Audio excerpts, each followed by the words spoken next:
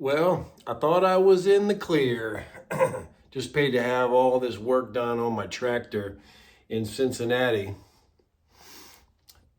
Got it all finished, passed my 90-day inspection, and then I went 150 miles on my way to West Virginia. Was feeling good, woke up in the morning, had a little bit of extra time, and I meditated. But then, as the sun came up, I walked outside of my truck and saw this puddle of oil, a puddle coming out of my axle, and then coming out of the wheel seal. And that's no good because it could drain out of the differential and jack up a lot of things in my truck. So I had to make a plan and figure out how to solve it. So I climbed under there and to see if I could check the oil level in the differential. You got to get to it underneath of the truck. I couldn't get to, I didn't have the right tool to get this plug out. So I had to get roadside to come out, which costs extra. And they topped off my differential, needed about 2 quarts of oil. And then I limped it. Limping in trucking means you just drive slowly to a place where you can get work done. Limped it to the mechanic, and then I asked him, like, look at it and see if this guy actually did the stuff that he said he was going to do. You know, I like to trust people, but they said they didn't think he changed my wheel seal. So I paid him for all this work, and I don't know. The problem is I like the guy. He's a nice guy in Cincinnati, but I'm probably never going to take my truck to get work done with him again, because now I don't trust him. Either he's lying to me or he doesn't know what he's doing, because this shouldn't have happened.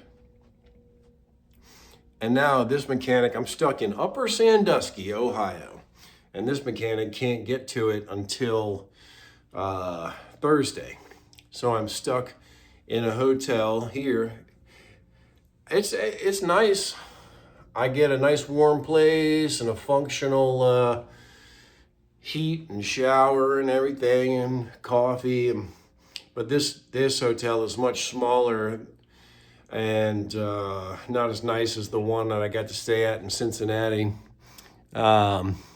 Check out the rest on my YouTube, Renaissance Trucker, if you want to see more. So anyways, yeah, so I'm going to write down the way the conversation might go when I talk to the mechanic. He was really slow about getting back to me. He's the first person I contacted when I saw this problem. My wheel seal was still leaking. And he was really slow on getting back to me, not responsive. That's not good. And he's just kind of sloppy, like he doesn't send me the invoice on time. This thing and that thing. I don't know. Makes me think I might ought to get a new truck. Next truck, if I ever get another truck, I'd get a Volvo. I like Volvos. I like Volvo as a company. It's a nice company. Good solid company. Ethical company. My truck, though, is really pimp, and I'd like to pimp it out and, you know, redo all the interior and give it a cool paint job. Maybe I just have it as my fun truck and then have, you know, a new Volvo as my work truck with a new warranty on it. My warranty on my truck is up. It had a 5-year, 500,000 mile warranty. Lo and behold, when the warranty expired, all the weird problems started happening. And I don't want to be a conspiracy theorist, but I think they engineer them to start having problems when that warranty is up, especially on things like a computer that they can trick. I had to get a whole new computer brain on the truck, which cost $5,000. right when the warranty was up. I think that's weird. Like, electronic stuff, like, you can fake, you can trick it. It was sending all these signals, false codes and stuff, and just because the brain was going wonky. Mechanical stuff you can't fake like that. Like, I don't think they could engineer, you know, a leaf spring to go out after 500,000 miles. But anyways, I got Bob Evans right across the street. Been eating both meals I ate today. I ate a Bob Evans. My dad used to love Bob Evans. I remember one time I was going on a road trip with a girlfriend to the beach, and we stopped at Bob Evans, and I thought I would get biscuits and gravy. I never liked that. That's not a thing that I like, but it made me think of my dad. My dad loved biscuits and gravy. I ate all this biscuits and gravy, and I don't know, it's kind of gross. And as we were heading down the road, it made me nauseous. We had to pull over, and I went in a cornfield and puked it all up.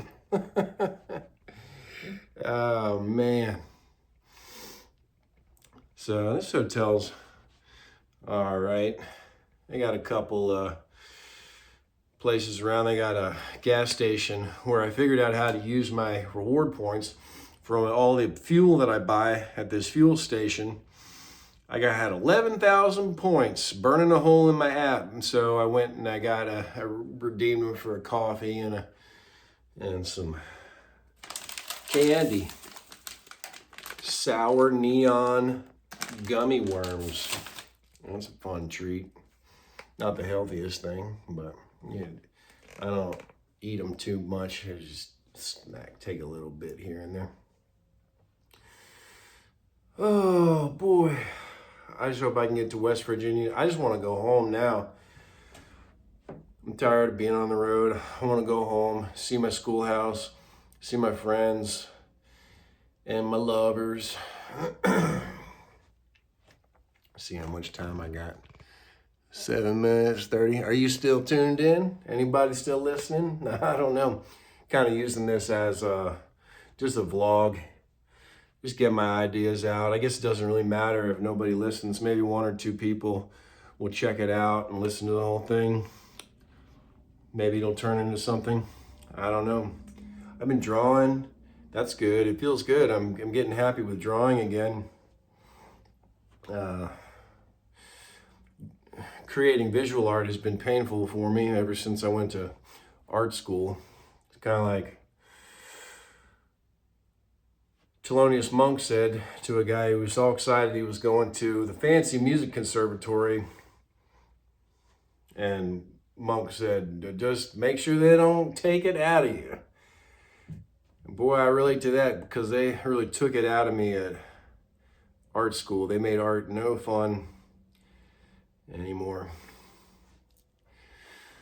For a variety of reasons. I think in art school I figured out you make art, the teacher says they want you to express yourself freely. Express yourself. Do the art that resonates with your soul. But when you do that, they don't like it.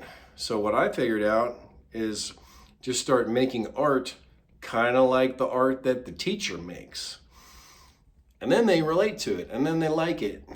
Because people like familiarity.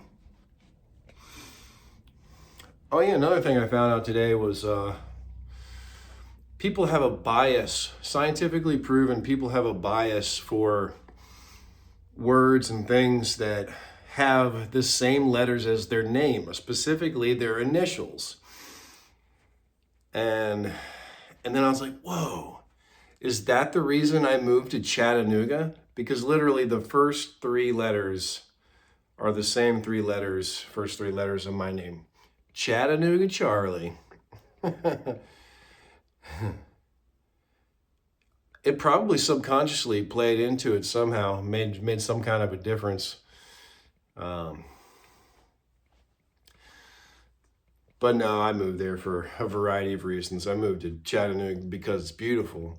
Beautiful city, beautiful nature. I can hike. I can be downtown in a coffee shop, and in 5 minutes, I'm in the middle of nowhere on a trail just hiking and happy as a clam. And there's a lot of nice people there.